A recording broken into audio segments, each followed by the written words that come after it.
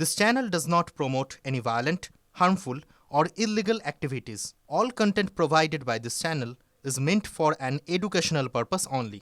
প্রথম খবর এসআইআর শুনানি নিয়ে। এসআইআর শুনানি পর্বে হেনস্থার অভিযোগ করে সুর চড়ালেন এবার তৃণমূল বিধায়ক। তিনি রীতিমতো শাসানি হুঁশিয়ারি দিচ্ছেন নির্বাচন কমিশনকে। লাগাতার সকাল থেকে আপনাদের দেখাচ্ছি এবং তৃণমূলের লাগাতার এই অভিযোগও আছে যে হেনস্থা করা হচ্ছে শুনানি পর্বে প্রবীণদের, বয়স্কদের। এবার শুনানিতে অব্যবস্থার অভিযোগ তুলে কমিশনকে হুঁশিয়ারি দিলেন তৃণমূল বিধায়ক রামেন্দু সিংহ রায়। তারকেশ্বরে বিডিও অফিসে গিয়েছিলেন তিনি। শুনানি পর্ব খতিয়ে দেখতে গিয়ে কি বলেন দেখুন। মানে আপনি ভোটার লিস্ট থেকে বাদ চলে গেলেন।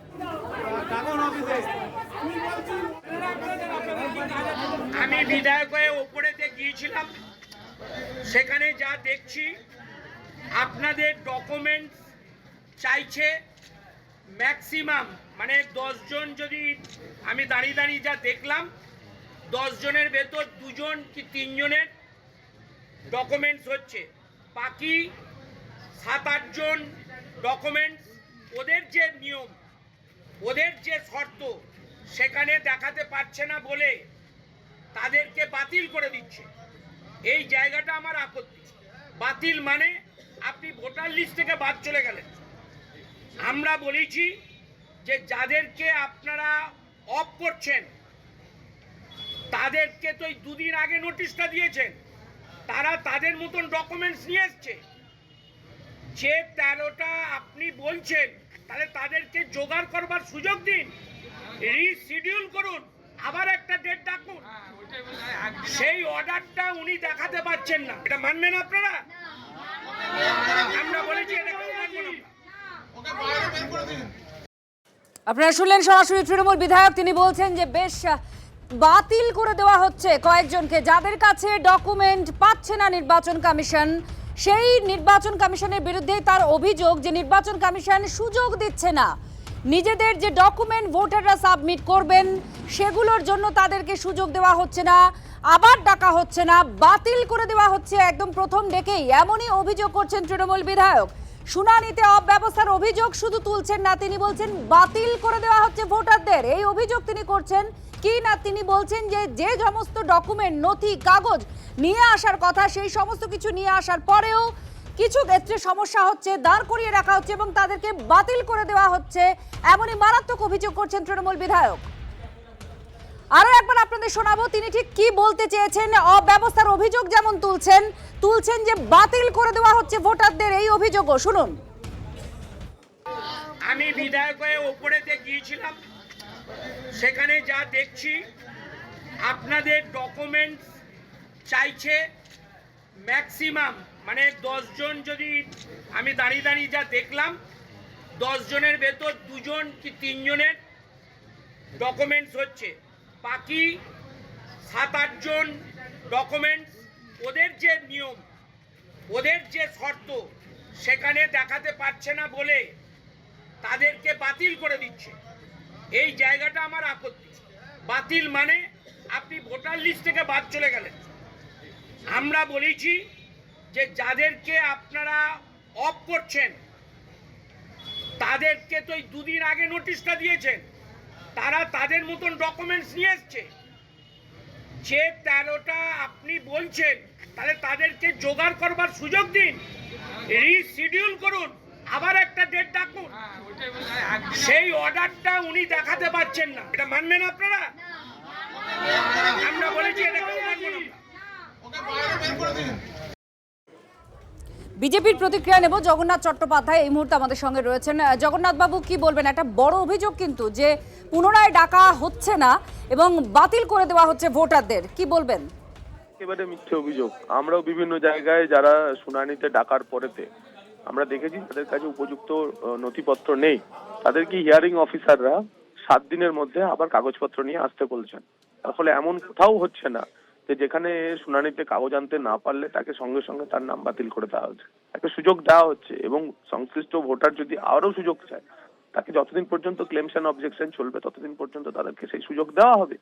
তার ফলে তৃণমূল এটা আতঙ্ক তৈরি করার চেষ্টা করছে এবং তৃণমূলের জনপ্রতিনিধিরা বিভিন্ন জায়গায় গিয়ে যদি এই পরিস্থিতি তৈরি করেন তাহলে ভারতের নির্বাচন কমিশন সেটা দেখছেন এবং যদি ভোটার তালিকার উপরেই ভোট হয়, যদি ভোটার তালিকা তৈরি না হয় ভোট হবে না, ভোট যদি সময় না হয় পশ্চিমবঙ্গের রাষ্ট্রপতি শাসন হবে। জগন্নাথ বাবু, আপনি যেটা বলছেন যে এটা আতঙ্ক তৈরি করার জন্য বলা হচ্ছে, একেবারে মিথ্যে অভিযোগ।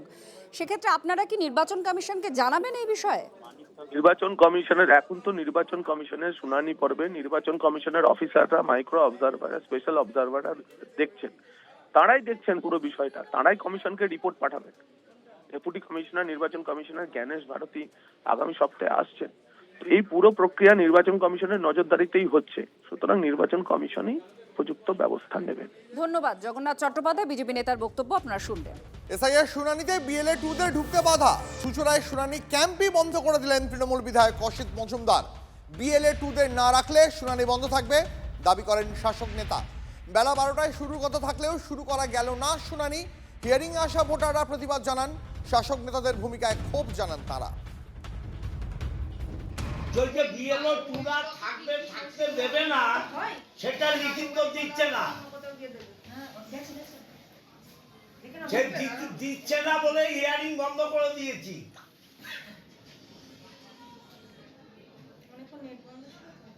হ্যাঁ, সেটা দিচ্ছে না বলে হিয়ারিং বন্ধ করে দিয়েছি, পুরো 3টে বিধানসভার হিয়ারিং বন্ধ করে দিয়েছি। ঠিক আছে, আমি বিডিওকে বলেছি, এসডিওকে বলেছি, বিএলও 2রা থাকবে, আর বিএলও 2রা থাকতে পারবে না, তুমি লিখিত দাও, আমরা চলে যাব। ঠিক আছে তো? তাহলে বিএলও 2তে যখন ঢুকতে দিচ্ছে না, হিয়ারিং বন্ধ করে রেখেছি। শুনানিতে স্বচ্ছতা আনতে বিএলএ 2-দের রাখতে হবে দাবি অসিত মজুমদারের। স্বচ্ছতা যদি আনতে হয় বিএলও 2দের রাখতে হবে। বিএলও 2দের না রেখে কোনো হিয়ারিং করা যাবে না। তাহলে আমাদের লিখে দিক যে বিএলও 2রা থাকতে পারবে না, নির্বাচন কমিশনের অর্ডার আছে, আমরা চলে যাব, আমাদের কিছু বলার নেই। কিন্তু বিএলও 2রা থাকবে না, হিয়ারিং হবে, মানুষের নাম হবে, বাদ হবে নাম, একটা জেনুইন ভোটার নাম বাদ হবে না। এটা নির্বাচন কমিশনের জমিদারি, এই জমিদারি প্রথা আমরা চলতে দেব না। আমরা হিয়ারিং বন্ধ করেছি, লিখে না দেয়া পর্যন্ত আমরা হিয়ারিং করতে দেব না। চুঁচুড়ায় শুনানি ক্যাম্প বন্ধ করে দেন তৃণমূল বিধায়ক অসিত মজুমদার। প্রায় 1 ঘন্টা সেই ক্যাম্প বন্ধ থাকে। এই প্রসঙ্গে কি জানিয়েছেন বিজেপি কাউন্সিলর সজল ঘোষ শোনাবো আপনাদের। ব্যাক টু ব্যাক শোনাবো বিরোধী দল নেতা শুভেন্দু অধিকারীর বক্তব্য। রাষ্ট্রপতি শাসন দরকার, কিন্তু আমি বিশ্বাস করি না এত বড় ধৃষ্টতা হবে, ও নিজের বুদ্ধিতেই কাজটা করবে। নিজের বুদ্ধিতে টাকা পয়সা দুর্নীতি করে, পুরসভার টাকা ঝাড়ে, এইসব করে, সব অনেক কিছু করে, কিন্তু ও পুরসভার এই এসআইআর হওয়া কাজ হচ্ছে এরম জায়গায়, হিয়ারিং হচ্ছে এরম জায়গায়, ভাঙচুর নিজের বুদ্ধিতে করবে, এটা যাই হোক বন্ধ করে দেবে। এতটা বড় বাপের বেটা ওর নয়। এটা নির্বাচন কমিশনকে বুঝতে হবে যে প্রথম রাত্রে বেড়াল মারবে না 15 দিন পরে গিয়ে তুমি ডাকবে, সেন্ট্রাল ফোর্স ডাকবে, সেটা নির্বাচন কমিশনকে বলতে হবে। মানুষ ভাবতে শুরু করছে নির্বাচন কমিশনের ওপর যদি এই ধরনের আক্রমণ হয়, তাহলে এই নির্বাচন কমিশন কেমন করে সুষ্ঠু নির্বাচন করবেন, এটা কিন্তু মানুষ ভাবছে। ওষুধটা একদম গোড়ায় গিয়ে দিতে হবে। ইলেকশন কমিশনের উচিত ওর বিরুদ্ধে এফআইআর করা, এবং যে যে জায়গায় আসানসোল সহ যেখানে যেখানে এই ঘটনা ঘটছে কেন্দ্রীয় বাহিনী মোতায়েন করা। এদের একমাত্র লাঠা ঔষধ ছাড়া অন্য কোনো ওষুধেরা কাজ করবে না।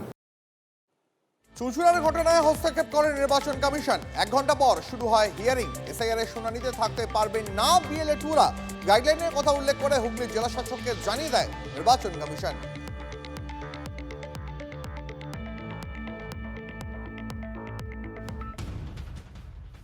এর পাশাপাশি আপনাদের শোনাবো অসিত মজুমদার, তিনি এরপর কি জানিয়েছেন।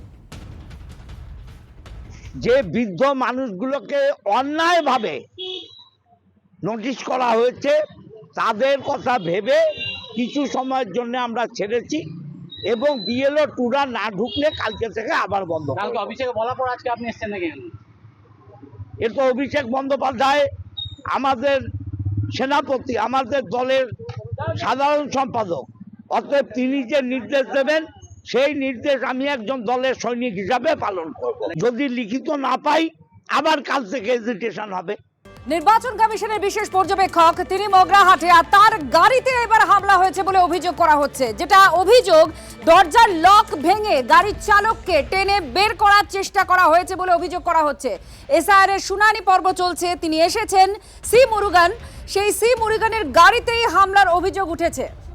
আপনাদের আমরা দেখাচ্ছি যে গাড়ির যে লক যেটা ভাঙা হয়েছে বলে অভিযোগ করা হচ্ছে, সেই লকের ছবি।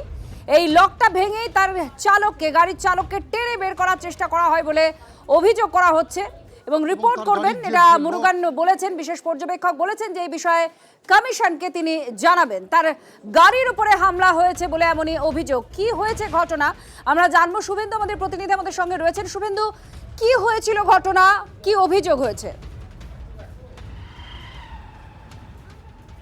দেখো, আজ বেলা 11:30 নাগাদ নির্বাচন কমিশনের বিশেষ রোল অবজারভার সি মুরুগান তিনি এসেছিলেন মগরাহাট এলাকাতে। তিনি মগরাহাট 1 নম্বর ব্লকের সিরাকলে তিনি একটি হিয়ারিং সেন্টারে যান। সেখান থেকে খতিয়ে দেখে আসার পর তিনি এসেছিলেন মগরাহাট 2 নম্বর ব্লকে। সেখান থেকে বেরিয়ে তিনি যখন ITI কলেজে যাচ্ছিলেন, তার আগে কিন্তু গোটা বিডিও অফিস চত্বর ঘিরে ফেলেছিল বিক্ষোভকারীরা এবং তারা তৃণমূলের কর্মী সমর্থক হিসেবে এলাকায় পরিচিত। তাদের দাবি কেন্দ্রীয় বঞ্চনার অভিযোগ তুলে তারা মুরুগানকে বিক্ষোভ দেখাচ্ছিলেন। যখন মুরুগান বিডিও অফিস থেকে বেরিয়ে গাড়িতে ওঠেন, সেই সময় মুরুগানের ড্রাইভারের দিকের গাড়ির যে লক, সেই লক ছাড়িয়ে ফেলা হয় এমনটাই অভিযোগ এবং ড্রাইভারকে সেই গাড়ি থেকে নামিয়ে নেওয়ার চেষ্টা করা হয়েছিল এই ভিড় থেকে। তবে তিনি কিন্তু একেবারেই কিন্তু অবিচল নন, তিনি অবিচল রয়েছেন তার কাজে, কারণ তিনি একেবারেই কিন্তু বদ্ধপরিকর যে প্রত্যেকটা জায়গাতে যেখানে যেখানে আজকে নির্দিষ্ট তার যে কর্মসূচি রয়েছে সেখানে তিনি পৌঁছবেন। ফলে তার অভিযোগ, তার চালকের অভিযোগ যে কারণ এর আগেও তাকে ঘিরে বিক্ষোভ দেখানো হয়েছে। যে গাড়ির চালক তিনি, দেখো একেবারে এই অভিযোগটাই উঠছে, তার কিন্তু এই মুহূর্তে কিন্তু নিরাপত্তার কোনো ব্যবস্থা নেই, কারণ সকাল থেকে তাকে পাইলট কার্ড দেওয়া হয়নি। এরপর তিনি সরাসরি চলে এসেছিলেন, স্থানীয় থানা এবং স্থানীয় প্রশাসন তাকে কিন্তু নিরাপত্তা দিচ্ছেন। ফলে এই সঙ্গে থাকো শুভেন্দু, সি মুরুগান এবং তার গাড়ির চালকের বক্তব্য, অভিযোগ শুনুন এবার। আপনার গাড়ির লক ভেঙে দেওয়ার একটা অভিযোগ উঠছে। আপনারা দেখেছিলেন তো? আপনারা দেখেছিলেন তো? হ্যাঁ দেখলাম। মানে কি বিক্ষোভকারীরা কি টেনে বের করার চেষ্টা করেছিল? স্যার, আপনার গাড়ির লক দেখা গেল ভাঙা, কি বলবেন? আপনারা দেখেছিলেন, আর কি বলবো? মানে আপনাদের এটা কি আমার বলার কিছু নাই। কি বের করে নেওয়ার চেষ্টা চলছিল কোনোভাবে? আমার বলার কিছু নেই। আমি ইলেকশন কমিশন নির্দেশে কাজ করতে এসেছি, আমি কাজ করে যাচ্ছি। তারপরে তো কি করেছে এটা তো আমি রিপোর্ট করবো। আমরা আসাতে ভিডিও ব্লক 2তে আপনার এই মগরাহাট একটু ওখানে পুরো মহিলারা এত ক্রস করে গাড়ি মেরেছে এমনভাবে, লাস্টে তো এখানে হাত দিয়ে পুরো একদম ভেঙে লক দিয়ে দিল। স্যার তো ওটা দেখলেন। এখানে এবার পুলিশ ফোর্স তো আগে থেকে আমরা পাইনি সেইভাবে, অতটা প্রোটেকশন। আমরা ডিআইবিকে কল করে দিয়ে আমরা এসেছিলাম, কিন্তু কোনো প্রোটেকশন এখন দেয়নি। লোকাল থানা এখন আমাদের প্রোটেকশন দিচ্ছে, যেটা এসপিকে দেওয়া দরকার সেটা তো করেনি এখন পর্যন্ত। জেলা প্রশাসন কি সহযোগিতা করছে না? এই যে আপনারা যে নেগলেক্ট করছেন এই আর কি। কতটা আতঙ্কে, নিরাপত্তার অভাব? আপাতত করছি তো, কেননা এখানে এখন লোকাল থানা তো রয়েছে, এখন যতটা হয় দেখা যাক কতটা কি প্রোটেকশন পাওয়া যাচ্ছে না যাচ্ছে। নিরাপত্তার অভাব বোধ করছেন আপনারা? অবশ্যই, এখন তো কাজ এখানে এই জোনটাতে তো পাচ্ছি এখন নিরাপত্তার একটা ইস্যুর জন্য। আপনারা শুনলেন সি মুরুগান অর্থাৎ নির্বাচন কমিশনের যিনি বিশেষ পর্যবেক্ষক, তার বক্তব্য। তিনি বললেন কাজ করছি, নির্বাচন কমিশনের কাজ করব, কিন্তু রিপোর্টও করব। আর তার সঙ্গে তার চালকের বক্তব্য যে মহিলারা বিক্ষোভ দেখাচ্ছিলেন, তারা লক ভেঙে দেন, এটা তার চালক বলছেন আমাদের ক্যামেরার সামনে, এবং তিনি নিরাপত্তাহীনতায় ভুগছেন এটাও তিনি পরিষ্কার বলছেন। সাধারণ স্থানীয় প্রশাসনের যে বন্দোবস্ত করা উচিত অফিসারের জন্য নিরাপত্তার, সেটা করা হয়নি, গাফিলতি হয়েছে এমন অভিযোগ তার চালকের। আর এই রকম একটা পরিস্থিতি কিন্তু এই প্রথমবার নয়, মূলত বিক্ষোভের পরিস্থিতি। এর আগেও সি মুরুগানকে নিয়ে তাকে ঘিরে ধরে বিক্ষোভ দেখানো হয়েছে। মহিলারা সেই সময় বিক্ষোভ দেখিয়েছিলেন, মহিলারাই একদম সামনে ছিলেন, আর তার সঙ্গে সঙ্গে তারা লাগাতার যেটা অভিযোগ করেছিলেন যে কেন্দ্র বঞ্চনা করছে। নির্বাচন কমিশনের একজন আধিকারিক যিনি নির্বাচন কমিশনের কাজ চলছে রাজ্যে সেটা নিয়ে যখন তিনি বিভিন্ন জায়গায় ঘুরছেন তখন তাকে ঘিরে ধরা হয় আর সেখানে মহিলারা কেন্দ্রীয় বঞ্চনার অভিযোগ তুলে তাকে ঘিরে ধরেন। আর সেই পরিস্থিতির পরেও কিন্তু নির্বাচন কমিশনের কাছে তিনি রিপোর্ট দেন এবং নিরাপত্তার বন্দোবস্তর কথাও বলা হয়। কিন্তু আজ আবার যেখানে বিক্ষোভের মুখে পড়েন তিনি, তার গাড়ির উপরে হামলা হয়েছে বলে অভিযোগ করা হয়েছে। সেখানে তার চালক তিনি বলছেন যে কোনো নিরাপত্তার বন্দোবস্ত করা হয়নি। কেন দেখাচ্ছেন বারে বারে? এটা ওনাদেরকে জিজ্ঞাসা করুন। আমি আমার কাজটা করে ছাড়বো, আমি আমার কাজটা করে এখান থেকে যাবো। আরে একজন আইএএস অফিসারকে কি নিরাপত্তা লাগবে ইয়ার? আমি তো ইন্ডিয়ান অ্যাডমিনিস্ট্রেটিভ সার্ভিস অফিসার, আমাকে তো ইলেকশন কমিশন পাঠাচ্ছে, আমি আমার কাজটা করতে এসেছি, আমি আমার কাজটা করে ছাড়বো। স্যার দু জায়গায় বাধার মুখে পড়লেন স্যার। এটা তো প্রশাসন আছে, ওনারা দেখে নেবে। এটা কি কোনো রাজনৈতিক দল বাধা দেওয়ার চেষ্টা করছে? আমি জানি না, এটা ওনারা। সবার পক্ষে তো হিয়ারিং সেন্টার সম্ভব না। কিছু বয়স্ক লোক আছে, অসুস্থ লোক আছে, অনেকে হাঁটতে পারে না। আর এই শীতের সময় বয়স্ক লোকের প্রচুর সমস্যা, তো তাদের পক্ষে হিয়ারিং সেন্টারে যাওয়া সম্ভব? যারা 80 বছর হয়ে গেছে, 82 বছর, 83 বছর, তারা হাঁটতেই পারছে না ভালো করে, সেখানে কি যাওয়া সম্ভব হবে? তো তাদের যদি বাড়ি বাড়ি গিয়ে করা হতো সেটা সুবিধা হতো মানুষের অনেক। বিক্ষোভের সাথে আমাদের কোনো পলিটিক্যালের কোনো আমি খবর পাইনি বা জানিও না। এটা পুরো সাধারণ মানুষেরই বিক্ষোভ। আপনারা কোন রাজনৈতিক দল করেন? আমি কোনো রাজনৈতিক দল করি না। লোকান এরকম পার্টি করার কোনো ব্যাপার নেই এখানটায়। সরকারি কাজে বাধা দেওয়ার চেষ্টা? আমরা তো বাধা দিচ্ছি না, আমাদের যেটা দরকার সেটাই বলছি সরকারকে। অনেক হ্যান্ডিক্যাপ মানুষ আছে, ঠিক মতন যেতে পারছে না, সেই জন্য সেই সাধারণ মানুষ সব সেটাই বিক্ষোভ দেখাচ্ছে। বাড়িতে বাড়িতে যাচ্ছে না তো বিএলও। আপনাদের কোন রাজনৈতিক দল করেন? আমরা কোনো রাজনীতি, আমরা সাধারণ মানুষ। বিশেষ অবজারভারকে কাজে বাধা দিয়েছেন বলে অভিযোগ উঠছে। আরে আমরা তো সাধারণ মানুষ, আমাদের যেটা প্রবলেম হচ্ছে আমরা সেটাই নিয়ে বিক্ষোভ দেখাচ্ছি। আমাদের অন্য কোনো রাজনৈতিক দলও নয় আর কিছু নয়। ওখানে মগরাট পশ্চিমের তৃণমূল নেতা জেলা পরিষদের অধ্যক্ষ মুজিবুর রহমানকে দেখা গেছে, তার নেতৃত্বে বিক্ষোভ হয়েছে। না না না, ওরকম রাজনৈতিক কোনো ইয়ে নেই।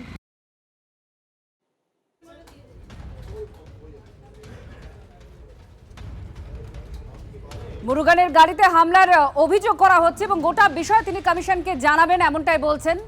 আর সি মুরুগান যেটা পরিষ্কারভাবে বলছেন যে তিনি রিপোর্ট করবেন নির্বাচন কমিশনে, কারণ এর আগে তিনি এই মহিলাদের দ্বারা ঘিরে মহিলারা বিক্ষোভ দেখিয়েছিল তাকে এবং লাগাতার কেন্দ্রীয় বঞ্চনার অভিযোগ তুলে নির্বাচন কমিশনের একজন আধিকারিক যিনি নির্বাচনের কাজ করতে এসেছেন তাকে ঘিরে ধরে বিক্ষোভ দেখানো হয়েছিল এবং মূলত অভিযোগ করা হচ্ছিল কেন্দ্রীয় বঞ্চনার। বিজেপি মুখপাত্র দেবজিৎ সরকার এই মুহূর্তে আমাদের সঙ্গে রয়েছেন। দেবজিৎ, একটা বিষয় জানতে চাইবো, সি মুরুগান তিনি এসেছেন আর তাকে ঘিরে ধরে বিক্ষোভ দেখানো হয়েছিল এর আগেও, এবার তাকে ঘিরে ধরে শুধু বিক্ষোভ দেখানো হয়নি, তার গাড়িতে হামলা করা হয়েছে বলে অভিযোগ, যে গাড়ির লক খুলে ফেলা হয়েছে এবং তার চালককে টেনে বের করার চেষ্টা করা হয়েছে। পশ্চিমবঙ্গে আইনের শাসন নেই, শাসকের আইন চলছে। এই জঙ্গলরাজের পরিসমাপ্তি চাই। সবাই জানে যে এই পরিস্থিতিতে সারা ভারতবর্ষের সমস্ত রাজ্য যেখানে সাংবিধানিক পদমর্যাদাকে কখনোই উলঙ্ঘ করা হয় না, পশ্চিমবঙ্গ একমাত্র তার জ্বলন্ত ব্যতিক্রম। পশ্চিমবঙ্গ ভারত রাষ্ট্রে সাংবিধানিক সমস্ত স্থিতিকে দুমড়ে দিয়ে এই ব্যবস্থা চালাচ্ছে তৃণমূল সরকার। তৃণমূলের পতন অবশ্যম্ভাবী, ওরা জানে যে ওরা হেরে গেছে, ওরা হারছে, ওরা হারবে।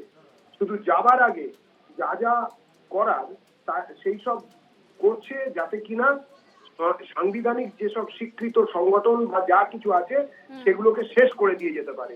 পশ্চিমবঙ্গের মানুষ আসন্ন ভোটে তৃণমূলকে ভোট দিয়ে হারাবে গণতান্ত্রিক পদ্ধতিতে, কিন্তু তার আগে সেটা আঁচ করতে পেরে বা সেটা বুঝতে পেরে ওদের নেতারা ওদের সমর্থক সদস্যদের দিয়ে এইসব হামলা করাচ্ছে। ধন্যবাদ দেবজিৎ সরকার, বিজেপি মুখপাত্র। তিনি সরাসরি তৃণমূলকে নিশানা করছেন, বলছেন যে তৃণমূল ভোটে হেরে যাবে এরকম ভয় থেকেই এই পুরো ঘটনা ঘটাচ্ছে।